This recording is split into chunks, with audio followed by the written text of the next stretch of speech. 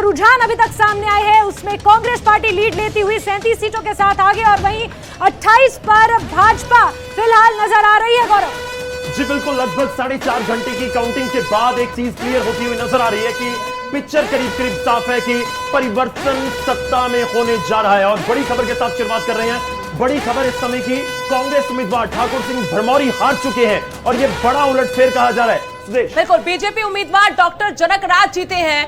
Neurosurgeon doctor जनक राज रिश्ते में चाचा लगते हैं। ठाकुर सिंह भरमौरी के बड़ा चेहरा थे। ठाकुर सिंह भरमौरी कांग्रेस की तरफ से लेकिन चित हो गए हैं। पहली दफा चुनाव जीतकर विधानसभा पहुंचे डॉक्टर जनक।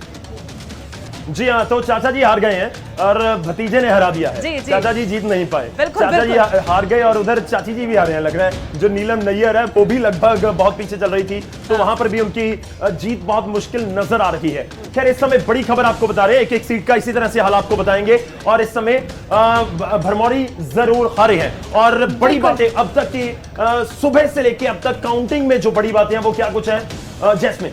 बिल्कुल, बीजेपी बहुत आगे निकलती हुई नजर आ रही थी, लेकिन हालांकि फिलहाल आगे नहीं निकल रही है, आ रही थी। कांग्रेस बहुमत के आंकड़े से भी आगे दिख रही है।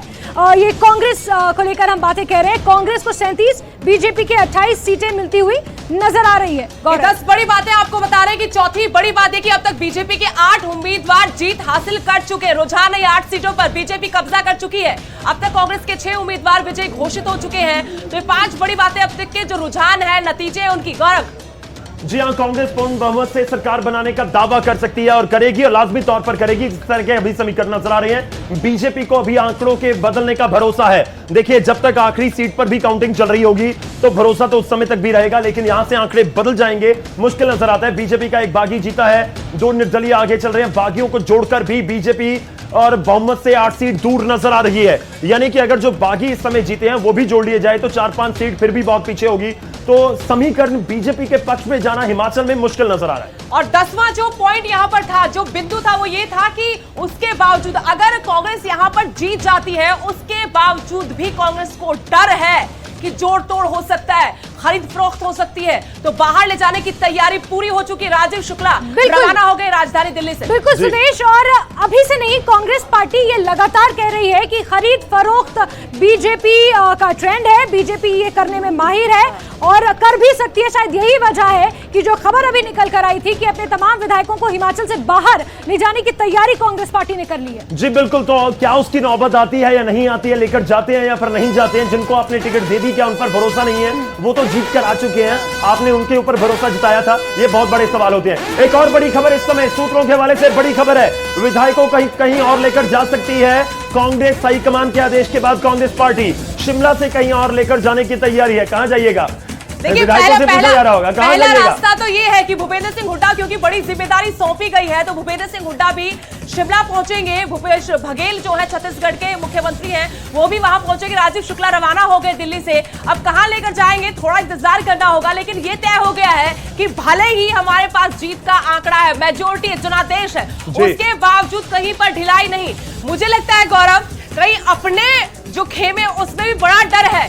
जीत के बाद चिंता वाली बात है कांग्रेस सीएम की रेस में बहुत चेहरे हैं। ये ना कि अपना मैनेजमेंट पूरा खेल बिगाड़ दे। बीजेपी से तो डर है, लेकिन अपने लोगों से भी जास्मिन बहुत बड़ा डर है। बिल्कुल सुदेश, ये राजनीतिक महत्वाकांक्षाएं होती हैं, ये आपको कहीं भी ले जा सकती हैं और शायद यही कारण है कि समय रहते कांग्रेस ठोस कदम उठाना चाहती है और तमाम विधायकों को शिमला से कहीं और शिफ्ट करने की तैयारी के लिए राजीव शुक्ला जल्दी पहुंचने वाले हैं शिमला। जी देखिए, एक और चीज है कि अगर आपके पास नंबर पूरे हैं तो देश में एंटी डिफेक्शन लॉ है, दल बदल कानून है, तो इतनी घबराहट कांग्रेस के अंदर क्यों है, समझ से बाहर है। और दूसरा पॉइंट ये है कि दिसंबर का महीना चल रहा है, बड़ी दूर दूर से लोग शिमला का रुख करते हैं। शिमला वाले पॉलिटिकल टूरिज्म पर लग रहा है कि राजस्थान गए होंगे, जयपुर गए होंगे। लेकिन ये सियासी पारा है जो बहुत ऊपर है आज के दिन हिमाचल में, राजधानी शिमला में। और जो हम बात करने की कोशिश करेंगे, बीजेपी करेगी, मगर हम उसके लिए पूरे तरीके से तैयार है।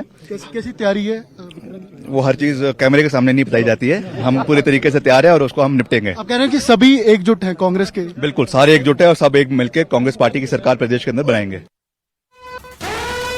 विक्रमादित्य सिंह यहाँ पर ये कह रहे हैं कि वो करने की कोशिश करेंगे, सब चीजें कैमरे के सामने नहीं बताई जा सकती। लेकिन बड़ी खबर भी इस बीच बता दें, बीजेपी 28 सीटों पर आगे है, वहीं कांग्रेस 37 सीटों पर आगे नजर आ रही है।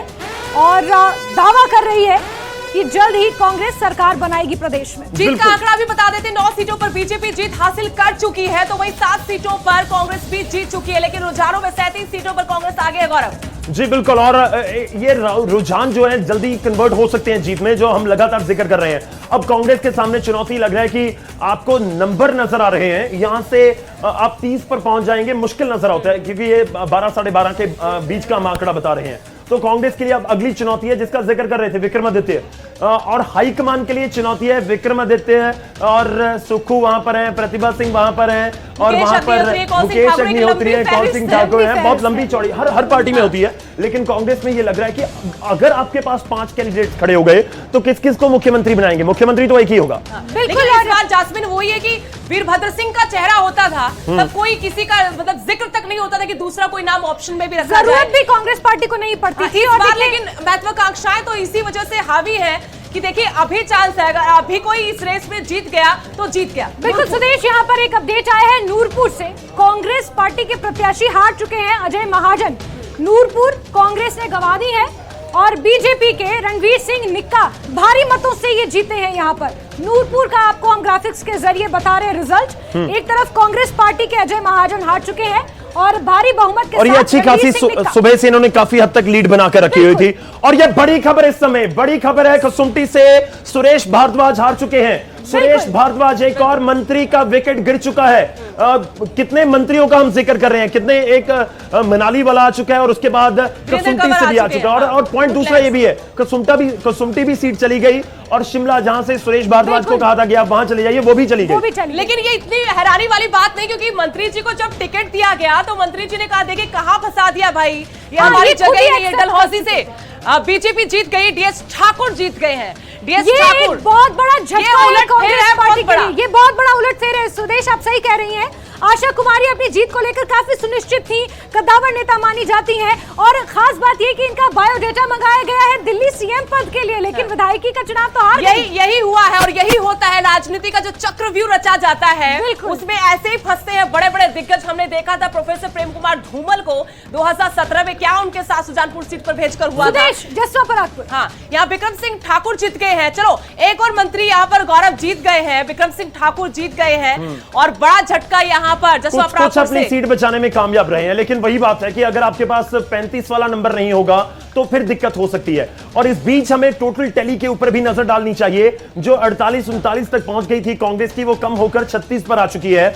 अगर ये 2-3 सीटें नीचे हो जाती हैं, यानी कि मुकाबला अगर 34-33 तक पहुंच गया और कांग्रेस 33 तक सिमट गई या 34 तक, तो भी कांग्रेस के लिए एक बड़ी चुनौती होगी सरकार बनाना। और बीजेपी अगर 32-33 तक आ गई और निर्दलियों के साथ बनाकर कोई समीकरण बनते हुए, तो फिर बीजेपी के पास यह मौका होगा। यानी ये बात यह है कि यहां पर थोड़ी सी जल्दबाजी होगी कि अगर हम यहां पर सीधा स्पष्ट कह दें कि हाँ कांग्रेस की सरकार बन रही है। गुजरात वाला हाल नहीं है, गुजरात में 150 प्लस सीटें इस समय बीजेपी के पास है, वहां पर यहां पर समीकरण थोड़े अलग है। वही जासमिन भी अभी जो जिक्र कर रही थी डलहौजी सीट का, देखिए वहां पर भी पिछला मार्जिन कोई ज्यादा नहीं था, वहां से सचेत होना चाहिए था आशा कुमारी को। ये नहीं कि रिवाज के भरोसे बैठी रहेगी शायद राजघराने की वजह से, लेकिन कुछ ग्रामीण इलाके थे जहां पकड़ थी। अब देखना ही होगा, विश्लेषण तब होगा जब ये आंकड़ा सामने कि आखिरकार चूक कहां से हुई। 520 लेकिन हम जसवा परागपुर की बात करें तो फिलहाल यही एक कैबिनेट मंत्री है जो अपनी सीट बचा पाए हैं। रामलाल मार्कंडा हो, सुरेश भारद्वाज हो, इसके अलावा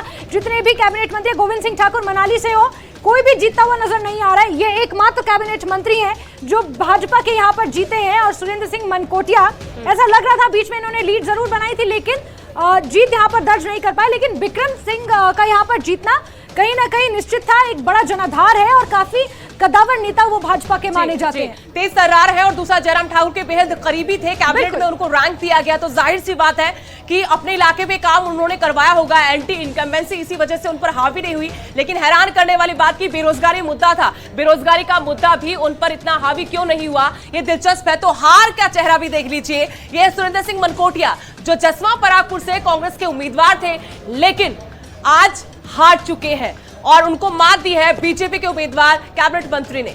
बिल्कुल, तो इस बीच मैं टीम से कहूंगा कि अगर रामपुर का ग्राफिक्स हम दिखा पाए, वहां पर बड़ी जबरदस्त टक्कर है। गौरव, 109 माफी के साथ टोकना चाहूंगी, ये बड़ा दिलचस्प है बिल्कुल। सुरेश। ये एक और मंत्री हार गई है, सरवीन चौधरी, जिनका जिक्र हम सुबह से बार बार कर रहे थे।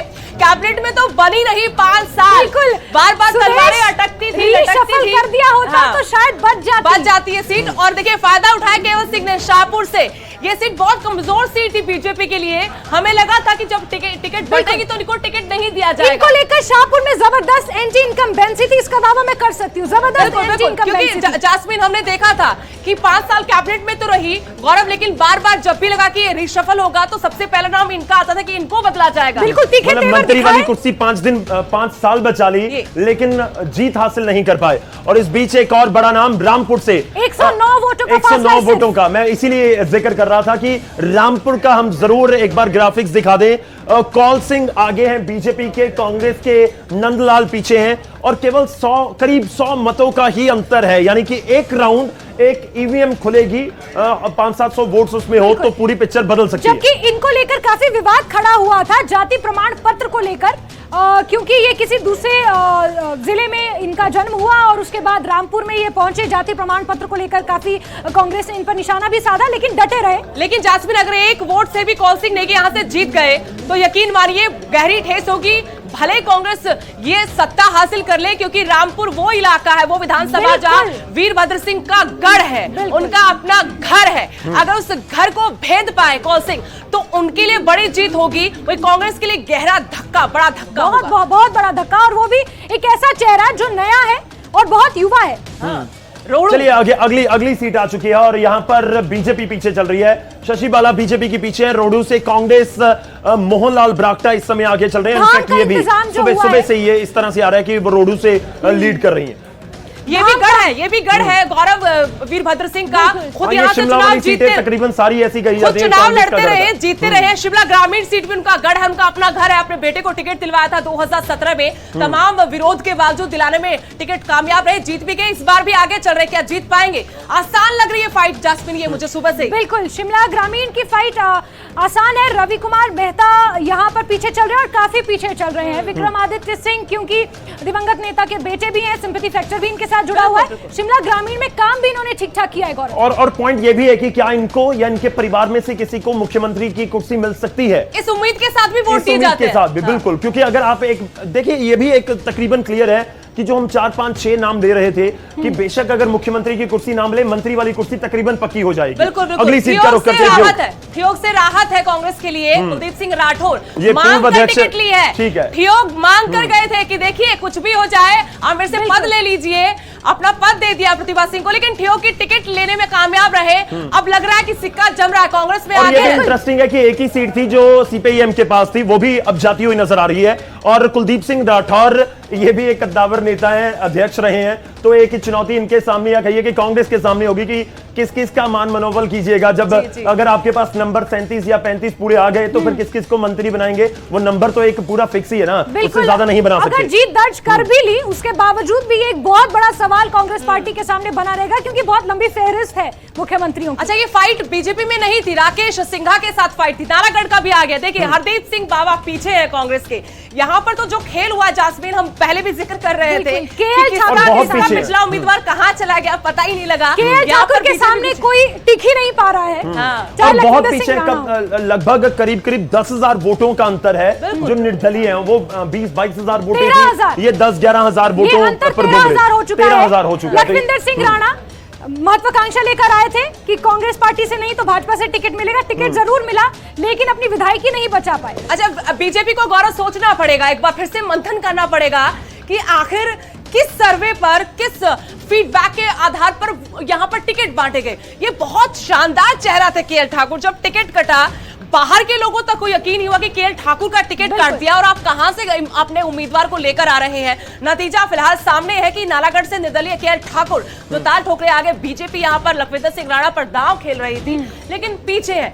सिटिंग एमएलए देकर शायद ये सब चीजें की होंगी कि देखिए कांग्रेस के सिटिंग एमएलए आ रहे तो आने दीजिए, लेकिन कांग्रेस का तो बेड़ा गर्क करना ही था, बीजेपी की नहीं है। लेकिन कुल मिलाकर जो तस्वीर यहाँ पर सामने आ रही है उसमें ऐसा लग रहा है कि रिवाज बदलने वाला नारा हिमाचल की जनता को नहीं जता। बिल्कुल क्लियर कर लेकिन पॉइंट वही है कि रिवाज बदलने वाला जो आप जिक्र कर रहे हैं कि वो कैसे नहीं जता, कि जचा नहीं, या फिर बीजेपी उस तरीके से काम नहीं करके गई। बिल्कुल। देखिए, जब आप इलेक्शन से पहले जिक्र कर रहे होते हैं ना कि कौन जीतेगा, आप कांग्रेस के उम्मीदवार को पूछ लीजिए तो वो थोड़ा सोचते हैं और बोलते हैं कि एक बार उम्मीदवार को अनाउंस होने दीजिए फिर बताएंगे। तो टिकट आवंटन बीजेपी के लिए बंटाधार करने वाली जरूर साबित हुई। टिकट आवंटन का जिक्र कर रहे हैं आप गौरव, तो यहाँ पर जिस तरीके से शिमला शहरी से कैबिनेट मंत्री सुरेश भारद्वाज को कुसुम्पटी भेज दिया, क्या हुआ परिणाम आपके सामने है। हार गए सुरेश भारद्वाज। अब पिछले चुनाव की बात करेंगे, आप अपने सीएम चेहरे को अपनी पैतृक सीट से उठाकर सुजानपुर भेज देंगे तो कैसे उम्मीद करेंगे कि वो जीत जाएंगे, क्योंकि 2017 में कॉन्फिडेंट नहीं थे एक्चुअली। सुरेश भारद्वाज खुद भी चुनाव में आकर अगर आप अपने विधानसभा क्षेत्र से उनको निकाल के भेज देंगे, सोलन होता तब भी हम मान लेते कि वहां से वो जीतते रहे सोलन से। अब शिमला से उठाकर आप सीधा भेज दें कुसुम्पटी, कैसे बात बनेगी। और वो भी अनिरुद्ध सिंह के सामने जीत की हैट्रिक लगा गया। बिल्कुल। हाँ, और दूसरा पॉइंट ये भी है कि जो हम सुरेश भारद्वाज का जिक्र कर रहे हैं, लेकिन देखिए बीजेपी ने अपने तकरीबन 1 या 2 ऐसे हैं उनके जो मंत्री जिनकी सीट उन्होंने चेंज की, उनमें से एक सुरेश भारद्वाज, दो लोग हैं। जो बाकी के थे उनको तो पूरा मौका दिया गया था, उनमें से भी ज्यादातर अपनी सीट बचाने में कामयाब होते हुए नजर नहीं आ रहे। इनफैक्ट बहुत सारे जिक्र हम कर चुके हैं कि जो गौरव क्या आप ये कह रहे हैं कि उनकी भी टिकट अगर बदल दी जाती है, मैं यही कह रहा हूं कि देखिए एक पूरा दौर होता है या कहिए कि एक हवा होती है, आपकी सीट बदले ना बदले, और आमतौर पर जब टिकट की आवंटन होती है, खासतौर पर जो मौजूदा विधायक होते हैं, 2, 3, 4 सर्वे के बाद टिकट दी जाती है। बीजेपी वाले आज शाम को बैठ के हमारे चैनल पर ये बात जरूर कहेंगे कि हमने तो पूरा सर्वे करवाया था, उसके बाद हमने टिकट बांटी है। तो ये एक चुनौती जरूर होगी। नालागढ़ का लीजिए, जो हम जिक्र कर रहे थे कि 13,000 वोट और अब जीत में कन्वर्ट हो चुकी है। बिल्कुल गौरव, क्योंकि टिकट आवंटन की आप यहाँ पर बात कर रहे हैं तो एक चीज मैं स्पष्ट कर दूं कि जब टिकट आवंटन भाजपा का हुआ था और फिर उस वक्त जब हमने विशेषज्ञों से बात की थी, कुछ सीनियर जर्नलिस्ट से हमने बात की थी, तो उनका यही कहना था कि भाजपा को रिव्यू करना चाहिए, जो उन्होंने टिकट आवंटन किया है उस पर एक बार फिर से विचार करना चाहिए कि किस तरीके से भाजपा ने टिकट आवंटन वहां पर किया है। तो नालागढ़ का यहाँ पर हम ये जो मुकाबला देख रहे हैं, लखविंदर राणा कांग्रेस पार्टी छोड़कर भाजपा में सिर्फ इसीलिए आए कि मुझे टिकट मिलेगा। टिकट मिल भी गया लेकिन सीट नहीं बचा पाए। मुश्किल था, बहुत मुश्किल था, बहुत मुश्किल था। और बहुत वन साइड मुकाबला आप कह सकते हैं कि नालागढ़ में शायद बीजेपी ने अगर कोई सर्वे करवाया था तो इतना खराब सर्वे कि आप निर्दलीय को टिकट, निर्दलीय जो आकर जिनको आपने टिकट नहीं दी वो निर्दलीय चुनाव जीत गए, और ये भी नहीं है कि 200, 400, 500, 1000, 2000 वोट से जीते हो। और अगर 12, 15 हजार से अंतर से कोई जीत रहा है तो फिर आपके सर्वे में बहुत बड़ी प्रॉब्लम थी। जो टिकट आपने बांटी है वो बहुत बड़ी प्रॉब्लम थी, अगर आपने कोई सर्वे करवाया भी था, अगर नहीं करवाया था। 1 नहीं 2 नहीं 6 सर्वे भाजपा ने करवाए हैं। और केएल ठाकुर की एक चीज यहाँ पर मुझे मेंशन करनी पड़ेगी, ये मुख्यमंत्री जयराम ठाकुर से मिलकर आए हैं ओक ओवर में, तो अगर ये जीत जाते हैं तो शायद संभावनाएं हैं सुदेश। लेकिन संभावनाओं का क्या बनेगा अगर जीत का जो आंकड़ा है वो कांग्रेस के पास चला गया। पहले शिमला सीट से जीते थे भारद्वाज, ये बड़ी खबर आपको फिर बता दें, बड़ा चेहरा थे, कुसुम्पटी भेज दिया, टिकट यहां से दिया, लेकिन जिस तरीके से 2017 में धूमल जैसे चेहरे के साथ हुआ, वहां सुरेश भारद्वाज के साथ 2022 में हो गया, बड़ा खेला हो गया है गौरव यहां पर। बिल्कुल, देखिए पॉइंट ये है कि पिछली बार अगर सुजानपुर से वो हार गए थे, मैं धूमल का जिक्र कर रहा हूं, लेकिन बीजेपी जीत गई, उनके लिए बहुत बड़ा सेटबैक था, लेकिन बीजेपी सेलिब्रेट कर रही थी। एक नया सीएम, एक नया चेहरा लाकर दे दिया गया कि जयराम ठाकुर मुख्यमंत्री होंगे। अब सुरेश भारद्वाज वहां गए हैं, वो तो हारी हैं, लेकिन बाकी आप पूरी पिक्चर देखिए कि बीजेपी सत्ता से बाहर होती हुई नजर आ रही है। अगर 29 सीटें इस समय हैं और 3 निर्दलीय भी उनको जोड़ लिया जाए कि हम ये भी सोचेंगे ठीक है केएल ठाकुर को किसी का फोन आएगा, अमित शाह या प्रधानमंत्री का, तो वो मान जाएंगे, लेकिन नंबर फिर भी नहीं है बीजेपी के पास, सरकार बनाना बहुत मुश्किल है। बिल्कुल गौरव, और देखिए इसका सिर्फ एक सीट पर असर नहीं हुआ, जैसा कि हमारे साथ सुबह एक्सपर्ट एक जुड़े थे, उन्होंने कहा कि जब ऐसे कद्दावर नेता को आप ऐसे उलझा देंगे तो आसपास की सीटों पर भी उसका बहुत असर पड़ता है, कार्यकर्ताओं में गलत संदेश जाता है और नाराजगी दूसरी सीटों पर भी भारी पड़ती है, सीमित हो जाता है, बड़ा नेता सीमित हो जाता है, क्योंकि कांगड़ा के आसपास पड़ता है नालागढ़, और फिर कांगड़ा के आसपास की जो सीटें हैं, जो मंडी संसदीय क्षेत्र की धर्मपुर और जोगिंदरनगर की सीट है, तो जो कांगड़ा में होता है उसका असर ऊना में, मंडी के धर्मपुर और जोगिंदरनगर में भी उसका असर देखने को मिलता है। चलिए कुछ और आंकड़े अब तक पहुंचाएंगे, एक बार फिर से ग्राफिक आगे बढ़ते हैं। मनाली सीट से आ चुकी है एक बार फिर से, और पीछे आगे का ही अभी खेल चल रहा है, और लग रहा है कि गोविंद सिंह ठाकुर के लिए मनाली की सर्दी इस बार कोई ज्यादा अच्छी नहीं रहने वाली। बीजेपी के बड़ा चेहरा है, मंत्री हैं, और लग रहा है कि इनकी सीट लगभग हाथ से निकलती हुई। यकीनन जानते थे कि मुश्किल है, और गोविंद सिंह ठाकुर के ऊपर जिम्मेदारी तो ये थी कि देखिए आप कुल्लू मनाली सब संभाल लीजिए, लेकिन अपने राजनीतिक चक्रव्यूह में फंसकर रह गए। भुवनेश्वर गौड़ कमजोर नहीं थे, मजबूत थे, और किस तरीके से फंसाया है, यहाँ पर इनके अपने बागी खेल खराब कर गए। बिल्कुल सुदेश, मनाली में मुद्दों ने भी खेल खराब किया है, मुद्दों को एड्रेस सही ढंग से नहीं किया गया है। आपको बता दूं, अगर मनाली में गोविंद सिंह ठाकुर हार जाते हैं तो 20 साल का रिकॉर्ड टूटेगा, कांग्रेस का 20 साल का सूखा मनाली में खत्म होगा। अगर मैं गलत नहीं जास्मिन, तो ये महेंद्र सिंह यहाँ पर दावेदारी ठोक रहे थे। लग रहा है कि अगर उनको अगर टिकट दे देती आला कमान तो ठीक रहता। रामलाल मारकंडा एक और आ गए, ये भी पीछे हो गए, सुबह आगे थे लेकिन ये मुश्किल है। लाहौल 2 बार के विधायक हैं, शायद एंटी इनकम्बेंसी इनके खिलाफ चल रही है। 2 बार के विधायक है, तीसरी बार लड़ रहे थे। ऑल ओवर बीजेपी के खिलाफ एंटी इनकम्बेंसी आप कह सकते हैं, लेकिन पॉइंट ये भी है कि जिस तरह से चुनाव के नतीजे हैं वो बहुत ज्यादा इफेक्ट आप एंटी इनकम्बेंसी कर दी वैसा नजर नहीं आ रहा, क्योंकि 29-30 तक पहुंची है। और एक और सीट, फतेहपुर की सीट, पीछे चल रहे हैं राकेश पठानिया और आगे चल रहे हैं भवानी सिंह पठानिया कांग्रेस के। ये सीट पहले से ही बहुत दिलचस्प थी, लेकिन भवानी सिंह पठानिया ने यहाँ पर फिर से साबित कर दिया कि देखिए उपचुनाव की बात नहीं है, उपचुनाव के इतर भी हम कमजोर नहीं है, हमें कमजोर आंकने की भूल मत कीजिए। राकेश पठानिया भी अपने आप में बड़ा नाम है, वो तो हम इसलिए कह रहे कि हिमाचल में रिवाज बन चुका है कि सरकारें बदलती है, तो अगर ये हारे थे तो उम्मीद थी कि अगली दफा जीत जाएंगे, लेकिन ऐसा नहीं है। मैं तो ये भी जानना चाह रहा हूं कि वो जो फोन कॉल वाले बीजेपी के बागी थे उनको कितने चले गए, वोट्स कितने कृपाल को चले गए? से चाहेंगे कि उनके बारे में जरा अपडेट दें। नादौन सीट है, सबकी नजर सुखविंदर सिंह सुक्खू तेज तर्रार नेता है, वीरभद्र सिंह से राजनीति का अक्का का घड़ा सीखा, लेकिन उनके एंटी भी बहुत दिलचस्प तरीके से रहते थे, सुदेश में यही चीज रखते थे। लेकिन अब देखिए अपनी ताल खूब ठोकी और ये भी जताया कि हम किसी के साए में रहकर राजनीति नहीं करते। दिवंगत नेता वीरभद्र सिंह के दुर्विरोधी और यही है वो बयान देने वाले प्रतिभा सिंह के खिलाफ, जिन्होंने फिर काउंटर किया कि ऐसा कुछ नहीं है, जो विधायक नहीं है वो भी वीरभद्र सिंह को सत्ता में रहते नहीं छोड़ते थे, और इस बार तो विरोधी थे, बाहर बैठे हुए। डलहौजी का मुकाबला भी अपने आप में काफी दिलचस्प है। यहाँ पर गौरव, डलहौजी में आशा कुमारी हार गई है, ये लगभग तय है। ये आप ये भी कहिए कि थोड़ा सा आसान हो गया कांग्रेस हाईकमान के लिए कि उनका एक मुख्यमंत्री वाला दावेदार थोड़ा डाउन हो गया। इतनी प्रबल दावेदार नहीं थी, लेकिन ये कि कम से कम कैबिनेट में रैंक तो उनको जरूर मिल ही जाता। बिल्कुल बहुत कांग्रेस हाईकमान के करीबी हैं। मुकेश अग्निहोत्री हैं, कांग्रेस के आगे चल रहे हैं, ये भी बड़ा चेहरा है और बड़े चेहरों का हम जिक्र कर रहे हैं, क्योंकि अगर कांग्रेस लगभग लग रहा है कि शायद नंबर अपने पूरे ले जाएगी, तो मुकेश अग्निहोत्री भी अपना झंडा लेकर जाएंगे कि मुख्यमंत्री वाली कुर्सी ये भी कांग्रेस हाईकमान से काफी नजदीकी आए हैं इनकी। ये चेहरा बता रहा था कि पत्रकारिता के बाद भी बहुत अच्छा भविष्य है, पत्रकारिता से मैंने शुरुआत की चंडीगढ़ से। हाँ जी, मुकेश अग्निहोत्री की बात कर रहे थे, ये लाहौल स्पीति है, यहाँ से रवि ठाकुर जीत गए हैं। कांग्रेस की बड़ी जीत है, बहुत बड़ी जीत है। रामलाल मारकंडा कैबिनेट मंत्री को हरा दिया, कैबिनेट मंत्री की विकेट डाउन। एक बार गिन ले कौन कौन सा कैबिनेट मंत्री हार गया। सुरेश भारद्वाज गए और रामलाल मारकंडा चले गए, बाकी जितने कैबिनेट मंत्री हैं सब पीछे। हाँ, 1-2 ठीक थे जो चल रहे थे आगे, बाकी तो लगभग पीछे। जो आगे चल रहे थे, विक्रम सिंह आगे चल रहे थे। अच्छा, जो जीत चुके विक्रम चौधरी है वो हार चुकी हैं, और उसके बाद गोविंद सिंह ठाकुर बहुत पीछे चल रहे हैं, तो लगभग लग रहा है कि उद्योग मंत्री जीत चुके हैं। लीजिए एक और बड़ी खबर आ गई है, उसका रुख करते हैं। बड़ी खबर है शिमला ग्रामीण से, और विक्रमादित्य सिंह सुबह से लीड बनाए हुए थे और अब जीत भी हासिल कर ली है, और इनकी जीत कहीं ना कहीं सुनिश्चित भी थी। सिंपैथी फैक्टर एक बहुत बड़ा इनके साथ जुड़ा हुआ था और काम इन्होंने अच्छा किया है, और कहीं ना कहीं तेज तर्रार है, एक अच्छे ऑरेटर है। अपनी सीट है इनकी, मतलब अगर यहाँ इस सीट की बात करें तो वीरभद्र सिंह देखिए 2012 में यहीं से जीतकर मुख्यमंत्री की कुर्सी पर बैठे थे, 2017 में इनके बेटे को टिकट दिलाया तब जीते, और अब भी जीत गए। अब तो कह सकते हैं कि चलो सहानुभूति भी रही होगी कि परिवार का संबल बने जनता, मतदाता वहां के लोग। तो शिमला ग्रामीण से कांग्रेस के लिए बड़ी खबर, विक्रमादित्य सिंह जीत के रवि कुमार मेहता बीजेपी जिला अध्यक्ष कुछ नहीं कर पाए, जैसी उम्मीदें पार्टी को थी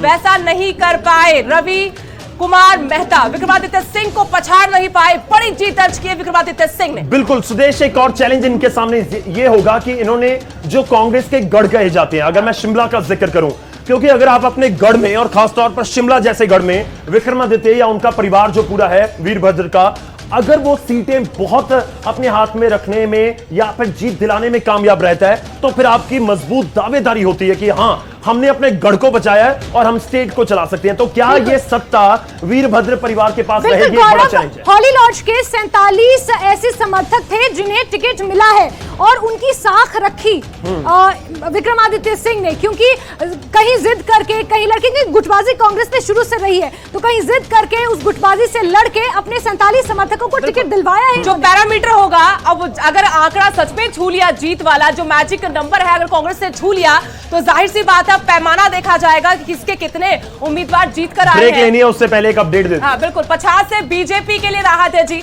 रीना जीत गई है, काफी कमजोर सीट थी, लेकिन कांग्रेस की हारी है दयाल प्यारी को सहानुभूति वोट भी नहीं मिला, क्योंकि एक वीडियो मुझे अभी भी याद है कि कैसे फपक कर रो रही थी जब पहले चुनाव था यहाँ पर पच्छाद में। और इस बार कम से कम हम कह सकते हैं बीजेपी पच्छाद जीत गई है। और सुदेश, क्योंकि पच्छाद का जिक्र हो रहा है तो गंगूराम मुसाफिर का जिक्र करना जरूरी है। वे बहुत कदावर नेता कांग्रेस के थे, लेकिन निर्दलीय चुनाव में उतरे थे, लेकिन कहीं दूर दूर तक नजर नहीं आए। देखिए ये भी इंटरेस्टिंग है कि 44 ऐसी सीटें थी, 44 आउट ऑफ 68, जहां पर महिलाओं ने पुरुषों से ज्यादा वोट किया।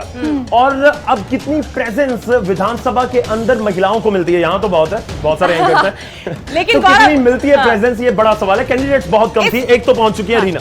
इस हार का विश्लेषण होगा तो गंगूराम मुसाफिर को पकड़ा जाएगा। वो भी कहेंगे हक से, देखिए मैं मांग रहा था ना, मैं इतने सालों की राजनीति का अनुभव रखता हूं, मेरी पकड़ है और मुझे टिकट नहीं दिया, तो देखिए परिणाम अब आपके सामने। भले अब सरकार बना ले, लेकिन ये गिला शिकवा लेकिन तो देखिए रहेगा। उनके लिए ज्यादा बड़ा सेटबैक होगा जब पार्टी सरकार बना ले और बिल्कुल। आप अपनी सीट पर अपने ही पार्टी, पुरानी पार्टी के कैंडिडेट को हरवा दो, तो फिर उसका नतीजा ये हो जाता है कि पार्टी आपके कुछ नहीं देगी। अगर आप नहीं लड़े थे, आपने पार्टी ने आपको टिकट नहीं दिया, पार्टी की सरकार बन गई, तो कोई ना कोई ओहदा तो आपके पास पहुंच ही जाएगा, लेकिन अब नहीं। बिल्कुल बिल्कुल, अब ये मुसाफिर लगातार जी हम बताएंगे नए सफर पर गौरव हैं। जी, बिल्कुल बताएंगे लगातार 68 की 68 विधानसभा सीटों पर क्या परिणाम कह रहे हैं, किसकी सरकार बन रही है और किसकी बाजी बागियों ने पलट दिया, अपने जो फैसले थे वो उन पर हावी रहे।